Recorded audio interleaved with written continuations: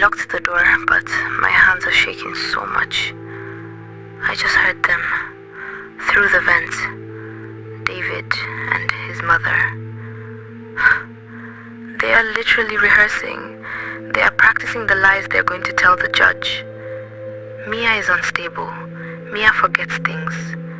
They want to lock me up to take my kids. Oh God. I am not crazy. I swear, I am not crazy. Imagine this for a second. It's maybe 3 a.m. You're huddled in the back of a closet. Not a great start to the night. No, you're under a pile of winter coats and you're clutching a little voice recorder. Your husband is upstairs, asleep. His mother's down the hall. And you are just absolutely certain that if you make one sound, a floorboard creak, anything, it's all over. That sounds like the opening scene of a horror movie. Oh. Seriously. The kind where you're already on edge. It does, but that's the thing. This isn't a screenplay. What we have in front of us, it's a case file. We've been calling it the air vent conspiracy. Yeah. And the main document is a confession from a woman named Mia, dated October 26th, 2025. And I think it's so important to frame this right. We're not just telling a spooky story. This is an analysis. We're looking at the mechanics of extreme psychological manipulation. Right. How a home, the one place you should feel safe, was turned into a weapon, a prison. This is a deep dive into how sanity can be stolen. Yeah, this is gaslighting, but not the way people throw the term around online, you know? This is something else. This is weaponized. Exactly. This is strategic. We're going to break down how a husband and a mother-in-law allegedly manufactured a medical diagnosis, all to pull off a robbery. We have her confession, a transcript of a conversation that, well, it's chilling, and her escape plan. It's heavy stuff. I'll be honest, reading it, I had to take a few breaks. But the story here, what it says about trust and resilience, it's unbelievable. So let's get into it. The confession covers the last 6 months of her life. Mia's a mom, 2 kids. Leo is 4, right. Sophie's 2. Which is, I mean, that's already such a vulnerable time. You're exhausted. Oh, absolutely. And that's the baseline. That's where these symptoms start to creep in. It's not one big thing. It starts with her keys. The classic destabilization. You always start small. She writes about it so clearly. She knows she put her car keys on the counter. She turns her back for a second, and they're gone. Just vanished. And then they reappear in the freezer. Right. Or buried in a potted plant. See, that's the thing. The location. If you just lose your keys, you think, I'm tired. But if you find them in a plant, you think, I'm losing my mind. Exactly. I'm having some kind of neurological event. It's not just forgetful. It's bizarre. It's chaotic. They're staging scenes to suggest she's doing things she can't remember. And her husband David's reaction through all this, it feels too perfect. It's almost creepy. That's the linchpin. He's not angry. If he yelled, she might get defensive, right? She might fight back. But he plays the supportive partner. He does the sad puppy dog eyes, the hug. He says, babe, it's okay. You're just so stressed. I'll handle it. It's completely disarming. He sets himself up as her ally.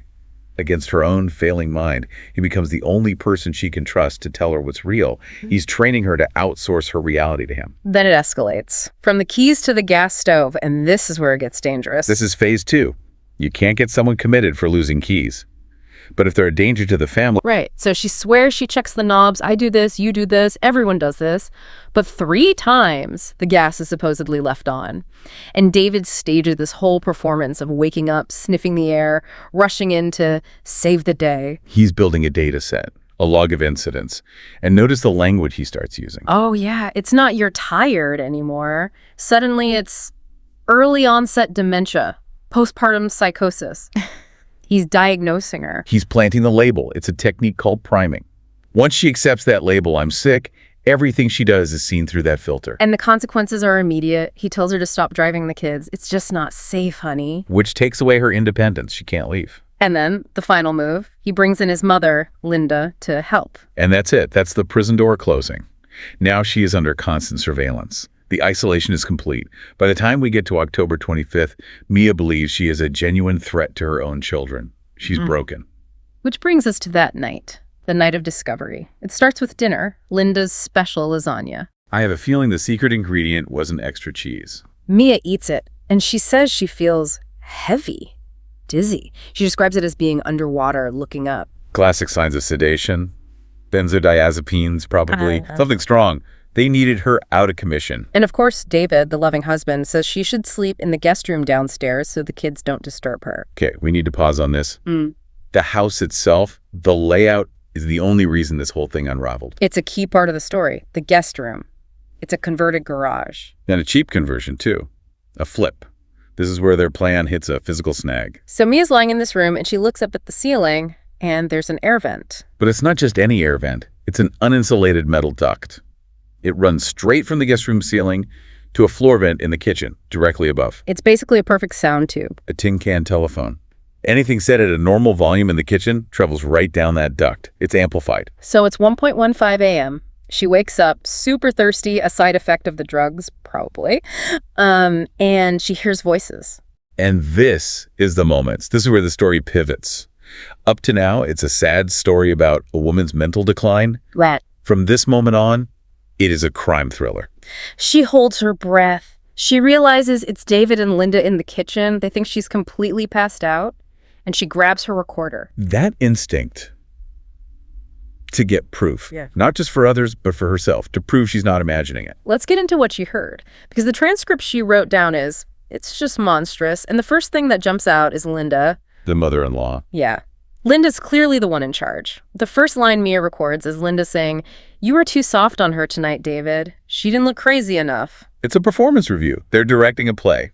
Tired isn't enough to get power of attorney. They need crazy. And then David confirms it. He says, "I gave her the double dose, Mom. She could barely keep her eyes open." There it is. The admission, the dizziness wasn't stress. It was poison. But Linda's not satisfied. She reveals they're on a deadline. A social worker is coming on Thursday. The pressure point. They need a documented incident. Something concrete to show the social worker that Mia is a physical risk to the children. And the incident they plan. It makes me feel sick just thinking about it. They're talking about their 2-year-old granddaughter, Sophie. This is where it crosses a line into just pure evil. Linda tells David, tomorrow, when she's giving Sophie a bath, you go in there, distract her, and turn the water temperature up. Just think about that. They are planning to scald a toddler, to burn a 2-year-old child to frame her mother. Make her scream. That's the direct quote. Make her scream. The child is just a tool to them, a prop. Sophie screams, Mia panics, and the social worker writes down, unstable mother endangers child. And to his credit, David hesitates for a second. He says, I don't know if I can hurt Sophie. For a split second, he sounds human. But Linda doesn't appeal to his conscience. She appeals to his fear and his greed. Which brings us to the motive, the why. Follow the money. It's always the money. Linda brings up loan sharks. David is in serious debt. And Mia's inheritance is the way out. Right, she has a trust fund from her father. But it's locked down for the kids. But there's a loophole. A legal one. If Mia is declared mentally incompetent, a danger to her children. David gets power of attorney. Exactly. He can then access the trust, pay off his debts, sell the house. And Linda says it. She actually says, but you have to break her first. It's not a side effect of the plan. It's a whole point. The demolition of a human being for cash. It's the ultimate betrayal. The two people in the world you're supposed to trust the most. They're the ones building your cage. So let's go back to that room. Mia is lying there, listening to this. She now knows the dizziness is poison. The lost keys were theft. What does that do to you? It's the turn. The moment a victim becomes a survivor. She writes that she just lay there for 3 hours, not moving a muscle, terrified the bed springs would squeak. I can't even imagine that kind of self-control. Your heart is pounding. You want to scream, to run, but she stays still. Her logical brain takes over. She knows if she confronts them right then, right there, she loses. They'll stop her. So she waits. And after they go to sleep, she sneaks into the kitchen. And this is the moment. She finds her lost car keys. Where? In Linda's purse, sitting right there on the counter. That's the anchor to reality, that physical object. Until then, it was just words she heard. She might have even doubted it later, but holding those keys in her hand, that is undeniable proof. And that's all she needs. She writes this whole confession from the closet, waiting for dawn. She has a go bag packed for the kids. She's just waiting for David to leave for work at 7:30. And this is where she outsmarts them. Most people would run straight to the police. I would have. I'd be banging on the door, frantic. My husband is trying to kill me. And think about how that plays out. A frantic, disheveled woman shows up. They call the calm, well-spoken husband. He says, Officer, my poor wife is having an episode. Postpartum psychosis. It's so sad. And they believe him. It becomes his word against hers. And she looks exactly like he's been saying she is. Crazy. It's a trap. But Mia isn't going to the police. Her first stop is the hospital. For a blood test. It's the checkmate move. It's absolutely brilliant. Why is that so much better than the police? Because a hospital gives you scientific data, not just a story. She knows she was drugged. She knows it's still in her system. If she gets a toxicology screen before it metabolizes, she has proof. It changes everything. Completely.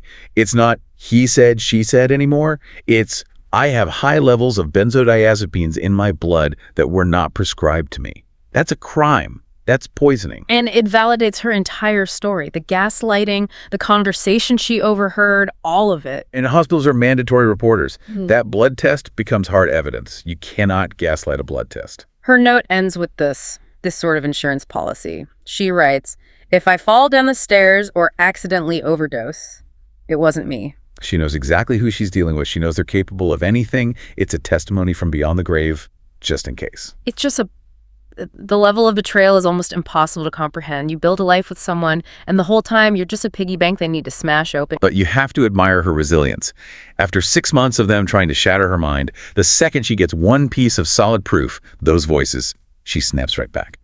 She plans, she prepares, she executes. It's incredible. They used her sanity as the weapon against her. But in the end, her ability to stay sane, to be logical, to go for the blood test, that's what's going to save her and her children. And that's the real takeaway, isn't it? Gaslighting only works in the fog of confusion.